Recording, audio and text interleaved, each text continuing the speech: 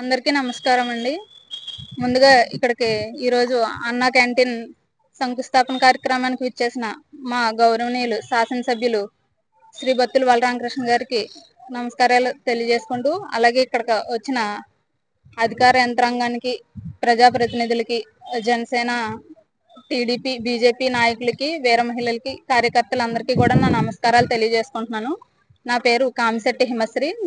నేను జనసేన పార్టీ క్రియాశీలక సభ్యత్వ వాలంటీర్ అండి. ఈ రోజు నేను చెప్పాలనుకుంటుంది ఏంటంటే, మొన్న కాకినాడ పార్లమెంట్ పిఠాపురంలో మా రాజానగరం మాజీ శాసనసభ్యులు గౌరవనీయులు శ్రీ జక్కంపూడి రాజా గారు పవన్ కళ్యాణ్ గారి మీద అనుచిత వ్యాఖ్యలు చేశారు. అంటే అక్కడ అభివృద్ధి ఏమీ లేదు, కళ్యాణ్ గారు ఎక్కడ కనిపించట్లేదు అని అంటున్నారు.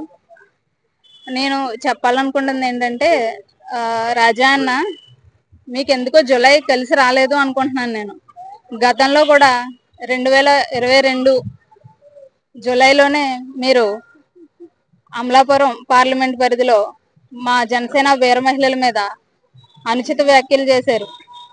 అప్పుడు మేము ఇదే రాజానగరం నడిబొడ్డులో మిమ్మల్ని క్షమాపణ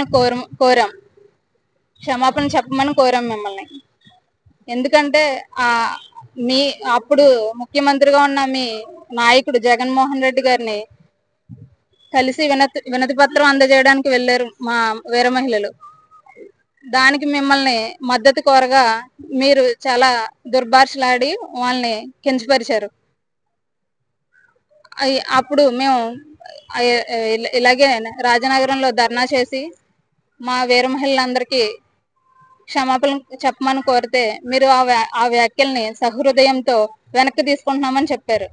అదేవిధంగా 2023 జూలైకి మా పార్టీని పికప్ చేసుకొని మళ్ళీ 24 జూలైకి అధికారంలోకి వచ్చాం.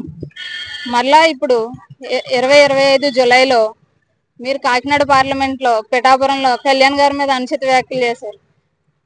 కళ్యాణ్ గారి మీద ఎందుకన్నా వ్యాఖ్యలు చేయడం? ఇక్కడికి రండి, మన రాజానగరం నియోజకవర్గంలో మీరు ఏం అభివృద్ధి చేశారు, ఇప్పుడు మనం ఇంకా ఏం చేయాలి, దాని గురించి మీరు చర్చకి రండి. ఇంకా మీరు చేయాలనుకున్నది, మేము చేయాలనుకున్నది ప్రజల కోసమే కాబట్టి ఇక్కడ మీరు ఏం చేశారో మాట్లాడదాం. అక్కడ కళ్యాణ్ గారి వరకు ఎందుకు? ఖచ్చితంగా మీరైతే పవన్ కళ్యాణ్ గారు అనే వ్యక్తి ఒక వ్యక్తి మాత్రమే కాదు, ఆయన ఒక సమూహన శక్తి. ఈ రోజు గోదావరి జిల్లాలో లేదా తెలుగు రాష్ట్రాలు మాత్రమే కాదు, యావత్ భారతదేశం అంతా మెచ్చుకుంటున్న నాయకుడు మన రాష్ట్ర ఉప ముఖ్యమంత్రి శ్రీ కొణిదెల పవన్ కళ్యాణ్ గారు.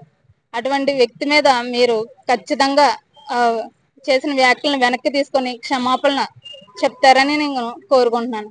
ఈ రోజు పవన్ కళ్యాణ్ గారిని యావత్ ప్రపంచం అంతా మెచ్చుకుంటున్న మన ప్రధానమంత్రి మోడీ గారే పవన్ కళ్యాణ్ అనే ఈయన వ్యక్తి కాదు, ఒక తుఫాన్ అని మొత్తం ప్రపంచం అంతా చూస్తుండగా చెప్పారు.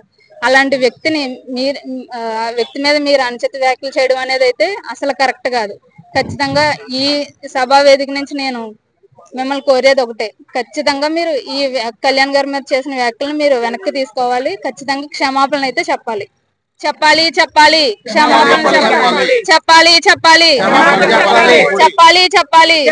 చెప్పాలి.